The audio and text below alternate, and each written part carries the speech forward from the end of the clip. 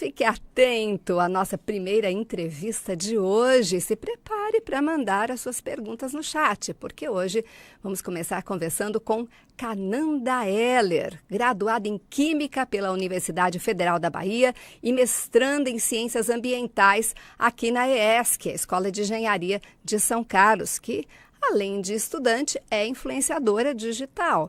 Ela está em São Paulo, então essa conversa será virtual. Que bom ter você aqui com a gente, Cananda. Bem-vinda! Olá, muito obrigada pelo convite. Estou muito feliz de estar aqui conversando com vocês. Enfim, eu que sou uma pessoa que estudo na USP de São Carlos, né? Tive a oportunidade de ir aí uma vez, mas agora estou só na parte da escrita mesmo do mestrado. Então, estou muito feliz de estar aqui compartilhando um pouco da minha história, um pouco sobre a minha trajetória acadêmica também. Então vamos lá. Primeira pergunta é inevitável, né? A gente não falar sobre isso porque, como você é conhecida nas redes sociais, não é por Cananda Heller. Certamente a partir do momento que você se identificar, eu acho que as pessoas já vão te reconhecer, ou não é? Qual que é o seu nome nas redes sociais? Imagina que sim, eu sou conhecida como deusa cientista nas redes sociais. Deusa cientista, por que será, né, gente? Não sai daí, não perca esse nosso bate-papo, porque você vai descobrir muita coisa sobre a Cananda. E como surgiu esse nome, Cananda? O Deusa Cientista é um nome artístico e ele surgiu muito no movimento de eu me entender como uma mulher negra que estava pesquisando dentro da academia e de me afirmar também e reconquistar essa minha autoestima. Quando eu estava me formando em Química, eu estava pesquisando sobre educação das relações étnico-raciais e eu fiquei percebendo, na verdade, a minha pesquisa mostrou muito o quanto que a gente não é formado para discutir questões de raça, etnia, enfim, dentro das universidades. E eu fui professora de Química por um bom tempo. Então, eu acho que esse lugar da deusa cientista é uma reivindicação de autoestima negada às pessoas negras que também tiveram essa negação da intelectualidade, né? A gente ainda vê uma universidade que não tem tantas pessoas negras como é o censo demográfico do Brasil. E falar sobre a presença dessas pessoas negras nas universidades é importante. Então, eu acredito que existem muitas cientistas aí no, pesquisando e fazendo ciência no Brasil, muitas mulheres negras, homens negros também, indígenas, e muitas que podem se formar e vir a contribuir também com a produção de conhecimento científico do nosso país. E esse nome com certeza chama a atenção de bastante gente, né? Vamos conhecer Sim. quem é essa deusa. Hoje vocês têm essa oportunidade aqui no Informe USP. Olha que bacana. E você diria que é especialista em divulgação científica, inclusive nas redes sociais? Bom, eu tenho feito trabalho de divulgação científica há 3 anos. Eu comecei durante a pandemia e eu sou da geração que vem dos vídeos curtos. Então, eu comecei a fazer divulgação científica adaptando esse formato do Reels, do TikTok. Na época do TikTok, em que ele ainda produzia vídeos de 30 segundos, 15 segundos, os Reels também. Agora que o TikTok ele aumentou essa quantidade de tempo. E aí, me colocando nesse lugar da divulgação científica nas redes sociais, eu comecei, dentro da minha pesquisa também, a estudar sobre isso, né? E no meu MBA, que eu tenho feito MBA também do Exalc USP em marketing, a minha intenção é pesquisar mídias sociais. Então, eu acredito que eu estou nesse movimento de pesquisa mesmo, de formação da divulgação científica, principalmente nas redes sociais. Então, eu tenho me especializado nisso, eu considero isso. Então, você saberia dizer quantos seguidores você tem atualmente? Porque se você está tão empenhada, com certeza a resposta deve ter acontecido, né? Hoje eu tô com 168 mil seguidores no Instagram e um pouco mais de 92 mil seguidores no TikTok, que é uma rede social também que me abraçou muito, assim, o TikTok. Que bacana, né? E aí, esse pessoal está sempre interagindo com você? Como que funciona? Sim, eu tenho uma interação. Eu sempre, assim, desde que eu comecei a produzir conteúdo, eu percebi que o público sempre engajou muito, né? Então, o meu primeiro vídeo foi falando sobre mulheres negras na ciência, o fato de existir mulheres negras produzindo conhecimento científico, quanto é importante a nossa presença nesses espaços. E eu lembro que eu tinha, sei lá, era um perfil pessoal mesmo. eu tinha 13 mil seguidores, e aí eu postei um vídeo e eu tive umas 6 mil visualizações. Então eu comecei a entender que aquilo ali seria um espaço fértil. E eu queria muito produzir conteúdos focados em ciências da natureza no geral, para que professores pudessem replicar esses conteúdos em sala de aula. Então, hoje é muito comum algum professor falar assim: ah, eu usei o seu vídeo em sala de aula, ou então posso usar o seu conteúdo. Então, tem muitos professores que gostam muito do meu conteúdo e que acabam replicando isso nas suas aulas. E fora outras pessoas também, eu já recebi muito depoimento de pessoas que estão dentro da academia e que tem essa questão da autoestima associada ao racismo. Então, muitas meninas que já recebi depoimentos de pessoas que, eu tava pensando em desistir do meu curso, mas depois desse vídeo aqui eu repensei, sabe? Eu quero voltar com o diploma. Então, eu acho que acaba sendo vídeos muito relacionados à informação, mas não só informação, conteúdo científico e também empoderamento, para que a gente consiga se sentir firme, né, alicerçado em referências, para ver sentido em continuar produzindo conhecimento científico. Olha que incentivo, hein? Fala a verdade, não tem como parar depois de tudo isso, né? Sim, eu fico E muito como, feliz. e como que você... Desculpa, eu Não, não vi que sim, eu você... fico muito feliz também. Que bom. Como você chegou à conclusão que você deveria falar sobre ciências? Olha que é uma coisa complicada, né? Para falar assim na internet, não? Sim, a gente precisa ter muita. Existe todo um processo para fazer divulgação científica. E tem todo esse movimento de criteriosidade, porque a ciência ela mexe com algo que está relacionado à verdade, né? Então a gente está sempre buscando se aproximar ao máximo da verdade na ciência e na divulgação científica mesmo, da mesma forma. A gente usa de formatos que são disponíveis para a gente fazer essa comunicação, mas ao mesmo tempo a gente tenta ser o máximo fiel ao que a gente tem de informação verídica, verdadeira. E aí eu comecei a fazer divulgação científica em um contexto de pandemia, assim, eu tinha parado, eu estava trabalhando em um laboratório de toxicologia, eu trabalhava com perícia, assim, era estagiária, e aí, durante a pandemia, ninguém mais ia para o laboratório, e aí eu fiquei em casa, comecei a repensar essa minha formação, porque eu sempre fui professora, e eu decidi que ia fazer divulgação, que ia falar sobre ciências, né? Mas não foi assim esse movimento de, montei um projeto aqui, sei lá, um podcast. Vou montar um podcast, vou pensar toda essa estrutura, público-alvo, não. Eu não entendia muito essas concepções voltadas para comunicação e marketing. Eu fui aprendendo fazendo, então eu produzia conteúdo, eu queria falar sobre algumas coisas e eu comecei a falar, eu entendia que as pessoas queriam ouvir. E aí eu comecei a produzir conhecimento científico nas redes sociais, mas assim, eu já tinha, por exemplo, uma prima que ela criava conteúdo de beleza e tudo mais. Eu falava, não, se eu for pra internet, eu acho que eu vou falar sobre ciência. E o que me deu muita motivação foi esse momento de eu estar me formando, o contexto da pandemia, e eu querer falar sobre a presença de cientistas negros e sobre a nossa produção de conhecimento também.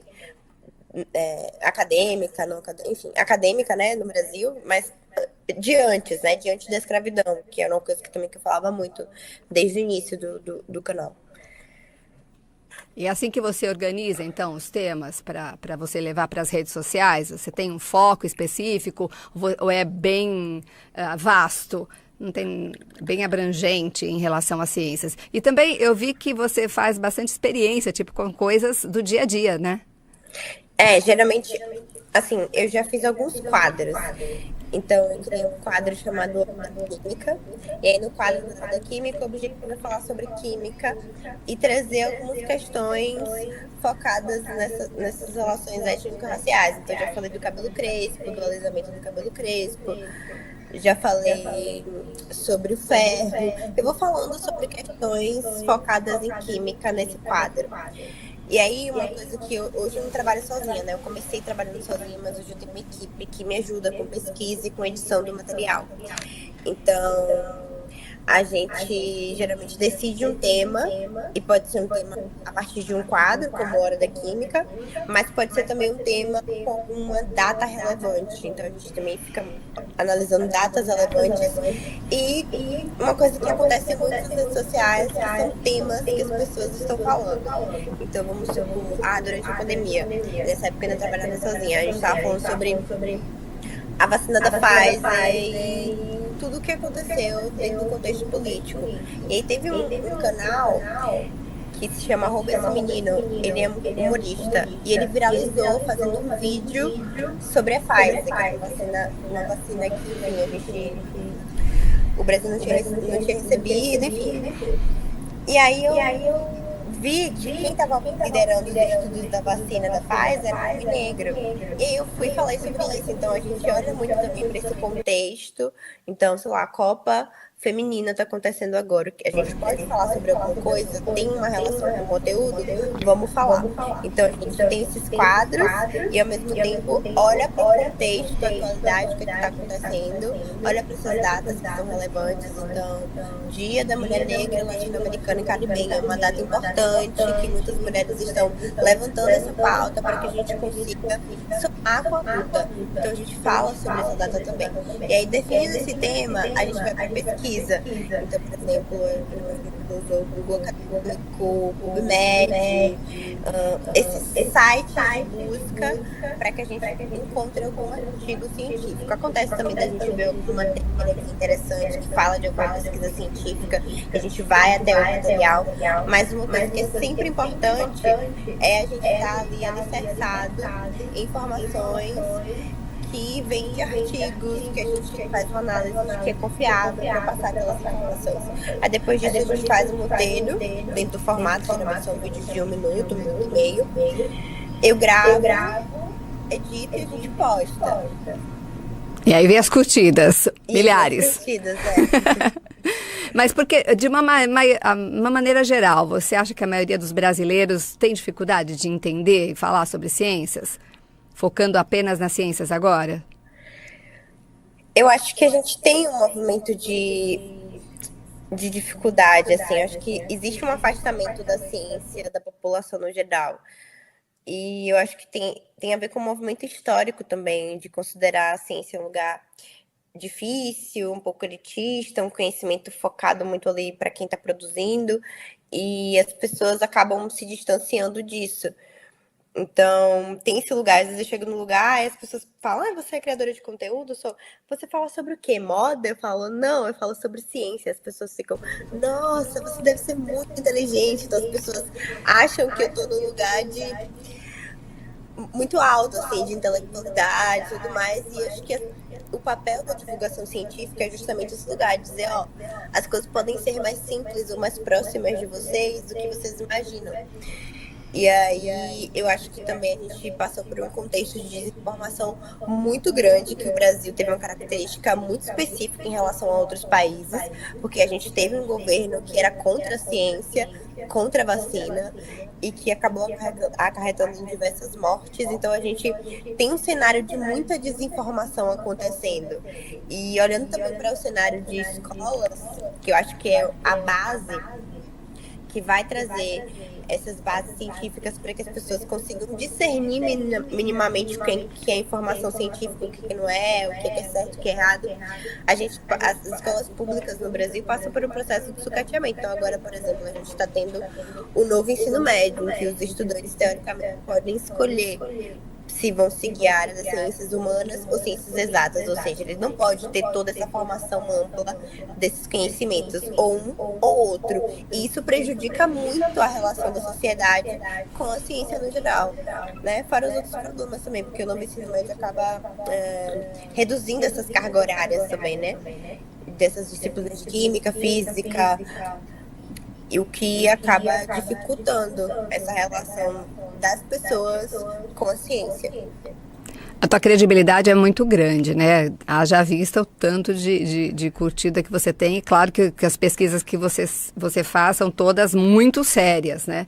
E aí você explica para o público o que é ciência, você aborda todas as áreas da ciência. Como que funciona essa relação com o seu público na internet? Geralmente eu trago conteúdos que são mais da química, da biologia, ahn, das ciências sociais e história também eu acabo entrando bastante. Porque eu acho que é o meu foco principal, assim, e também eu me sinto mais nas ciências da natureza. Então a gente busca trazer essas discussões. Um dia desse, por exemplo, eu falei sobre cientistas químicos, não, químicos negros, né, que tiveram contribuições e a gente usa assim que mudaram o mundo. A gente está sempre mudando mundos, né, em níveis pequenos e grandes. E aí eu estava falando sobre como que aquilo que aquele cientista especificamente descobriu, ele não fez sozinho, ele fez com outras pessoas. Porque no trabalho de produção de conhecimento, muitas vezes isso não acontece de uma maneira individual. Muitas vezes é um grupo, né? Você tem uma equipe, você tem um laboratório com um grupo de estudos. E, enfim, as pessoas estão ali pesquisando simultaneamente. Então, uma coisa que eu me esforço para fazer dentro dessa discussão do que é ciência e do que não é de mostrar como que ela funciona, sabe? Que ela é feita por pessoas, que pessoas erram, mas que as pessoas também se esforçam e que não é aquela pessoa gigante, só ela que faz tudo e que pode existir uma equipe trabalhando junto com ela e que esse conhecimento foi assim nesse momento da história, mas que a gente foi mudando e a gente chegou a outros tipos de conhecimento. Então, acho que essa forma de explicar, entender como que a ciência funciona, qual a lógica de produção de conhecimento científico, é importante para que as pessoas entendam o que é a ciência, né? E como que ela funciona. Eu acho que isso também é uma área da ciência que tem surgido, tem crescido muito, que é história, filosofia, ensino ciências que busca entender essa humanização de quem são esses cientistas, como que a gente está produzindo, né? Quais são os questionamentos que a gente faz acerca dos conhecimentos que foram produzidos historicamente. Então, eu confio muito nesse lugar, né? E de falar sobre como que funciona a ciência para que a gente também aproxime as pessoas desse conhecimento. Elas acabam descobrindo que a ciência está em tudo, né? Não é verdade? Sim, sim. Eu lembro que Você- um dos vídeos que eu fiz no início, porque eu sou de Salvador, eu sou da Bahia, eu tô morando em São Paulo, mas eu sou de Salvador. E eu fui falando sobre a ciência do azeite de dendê, sabe? E aí, pra gente Uma coisa que extrair pode ser o simples, óleo. mas tem toda a ciência, né? Então. Pois é, muita gente come acarajé e usa azeite de dendê para comer acarajé ou muqueca em Salvador, isso é muito comum. E aquilo ali tem ciência envolvida. A extração de óleo é uma coisa que eu fazia em laboratório, assim, com equipamentos e que também algumas comunidades quilombolas fazem essa extração de óleo. Ninguém Então, para são. pensar exatamente, né? Você vai abrindo os olhos das pessoas para entender determinadas coisas que são do dia a dia e de repente nem prestou atenção, né? Pois é, assim. Muito bacana. Você disse anteriormente que as pessoas que não te conhecem perguntam se você lida com moda, com beleza. Você acha que existe muito preconceito em relação à mulher na ciência? Você precisa provar em dobro o seu valor? Sim, eu acho que é um movimento que tem surgido muitos grupos, inclusive de mulheres, mulheres negras nas ciências, para mostrar o quanto que a gente já esteve nesses espaços produzindo e como que essas histórias de mulheres foram apagadas, né? Como que é o marco maior, assim, que a cientista que a gente mais conhece, acho que é Marie Curie, mas que o quanto que a gente também precisa abrir esses espaços para que outras mulheres acessem. A gente olhando algumas pesquisas, por exemplo, a professora Katemari Rosa, ela fez um doutorado lá em Colômbia, ela estava pesquisando sobre mulheres, né, gênero e raça no ensino de física, e na física, na verdade. E aí ela estava fazendo essa discussão de que as mulheres, elas são sempre associadas ao cuidado. Então você vê mulheres indo para a licenciatura, para pedagogia, para enfermagem, para ciências sociais, mas para química, para física, para engenharia da computação. Você vê poucas mulheres. E é muito importante a gente falar que esse espaço também pode ser para as mulheres, sabe? Que a gente também pode produzir esses conhecimentos. Que geralmente, inclusive, esses lugares das engenharias da computação, é onde a gente tem maior número de. Onde as pessoas são melhor remuneradas, né? Então, existe muito essa subjugação da mulher, essa ideia da mulher que tem que estar associada ao cuidado, e que a gente vai quebrando esses estigmas, que é super importante a gente quebrar esses estigmas. Sem dúvida. Olha, a sua habilidade, claro, de falar sobre sistemas científicos, a gente está comprovando aqui, se alguém tinha alguma dúvida, não existe mais, né? E claro que as mulheres também devem se sentir muito mais empoderadas, tendo você à frente como deusa cientista, né? E falando tão bem sobre esse assunto, esclarecendo tantas dúvidas bacanas. Eu vi que você também fundou um pré-vestibular lá em Salvador, né? Como que aconteceu essa fase da tua vida? Você é sempre interessada, né, em estudar e repassar também o seu conhecimento a outros.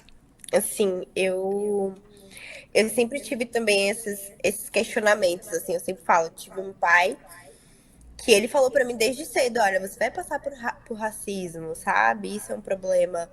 Eu não entendia muito, eu achava ele um pouco assim exagerado na época, e depois eu vi o quanto que eu também me incomodava com essas questões.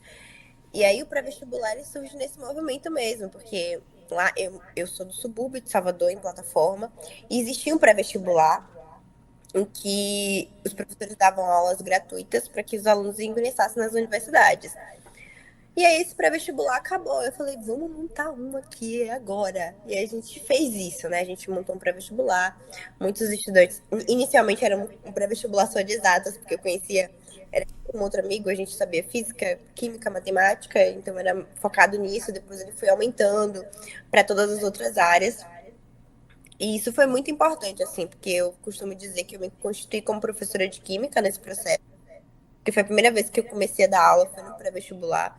E a gente viu muitos estudantes entrando nas universidades. Então, acreditar na ciência também passa por isso, sabe? Da gente entender que a gente precisa ter um espaço mais diverso, que outras pessoas também que não têm condições devem ter condições de acessar condições materiais, intelectuais para ingressar nas universidades.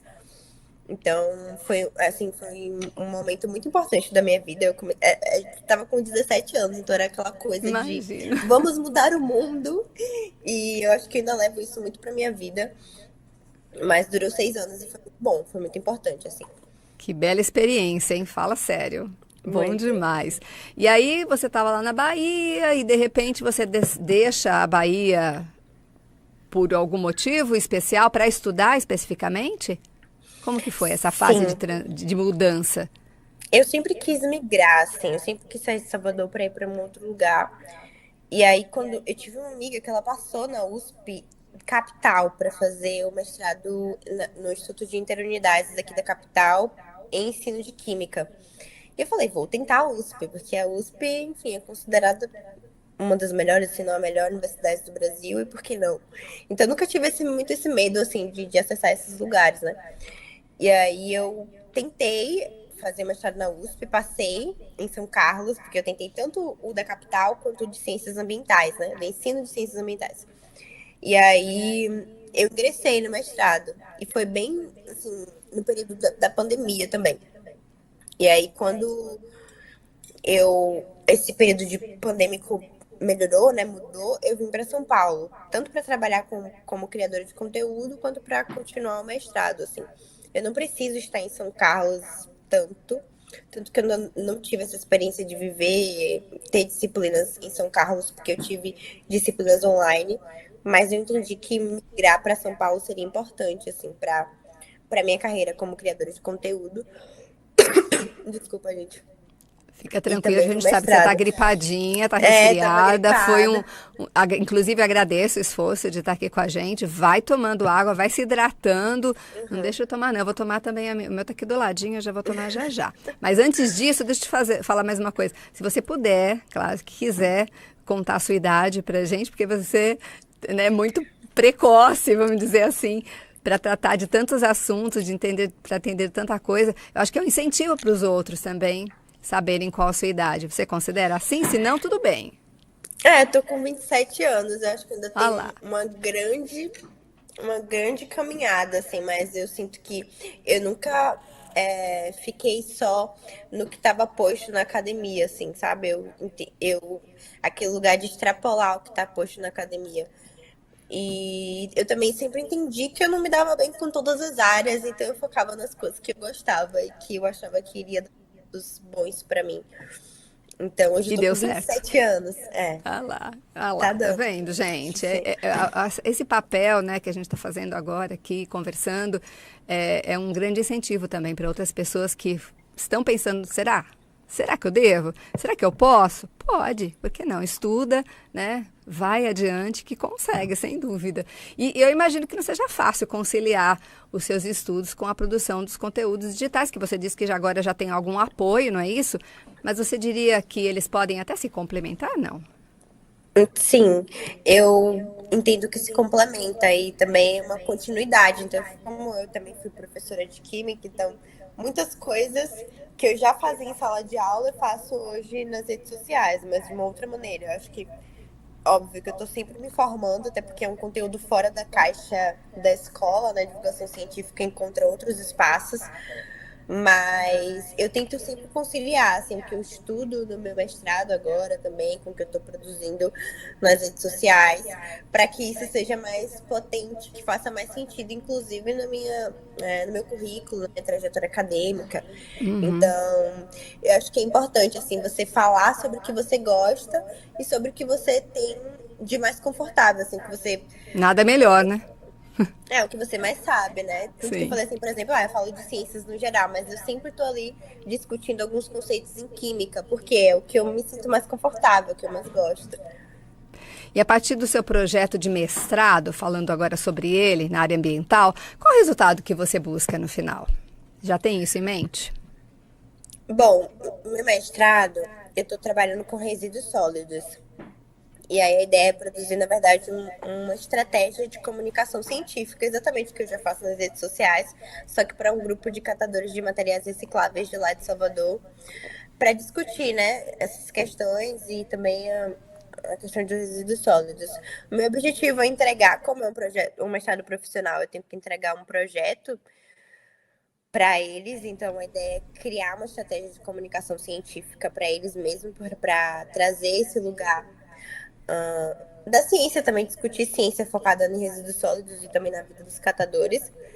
E fazer essa discussão, né, dos estigmas que são incutidos na imagem do que são catadores de materiais recicláveis e qual que é a importância deles na cadeia de resíduos sólidos, que dentro da área ambiental a gente discute muito sobre os resíduos, mas existe uma importância também da gente discutir sobre esses sujeitos que estão nessa cadeia, né, e que são trabalhadores, e enfim.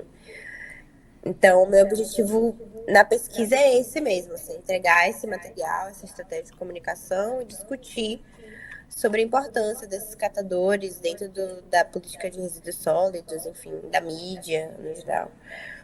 Ou seja, sempre pensando em desenvolver algo maior, né? E pensando também nas minorias, para que não se sintam assim, né? Que se sintam também pertencentes a todo o universo. E é esse que é o objetivo, eu imagino também, né? Você fala com Sim, tanta propriedade que realmente a gente fica feliz de ter uma porta-voz como você, aqui da USP, que está fazendo todo esse trabalho maravilhoso, com tantos seguidores. Olha, parabéns. Cananda, foi incrível a nossa conversa. Eu tenho certeza que passou cada vez rápido, mais pessoas obrigada. vão se sentir capazes de ir atrás dos seus objetivos depois de conhecer você, viu?